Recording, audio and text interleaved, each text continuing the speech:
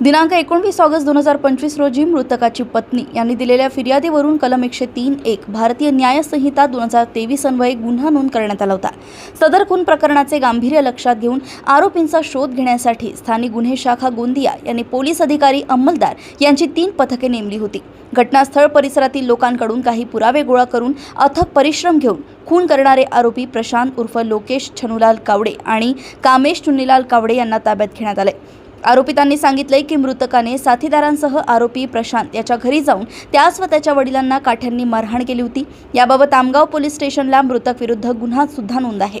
नंतर मृतकासोबत वाद असल्याने त्यांच्या तपासात पटत नव्हते व मृतक विनोद देशमुख हा नेहमी आरोपितांच्या गावात त्यांचा विटभट्टीचा धंदा असल्याने त्या गावात जात होता, तेव्हा दोन्ही आरोपींना शिवीगाळ व धमकी देत होता।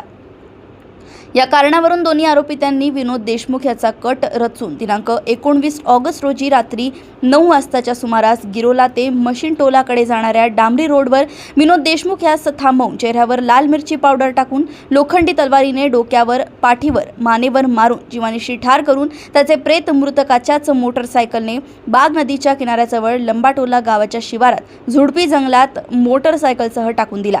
या दोन्ही आरोपींचा पुढील तपास रावणवाडी पोलीस करतायत। गोंदिया येथून सहसंपादक रणजित मस्के यांची रिपोर्ट।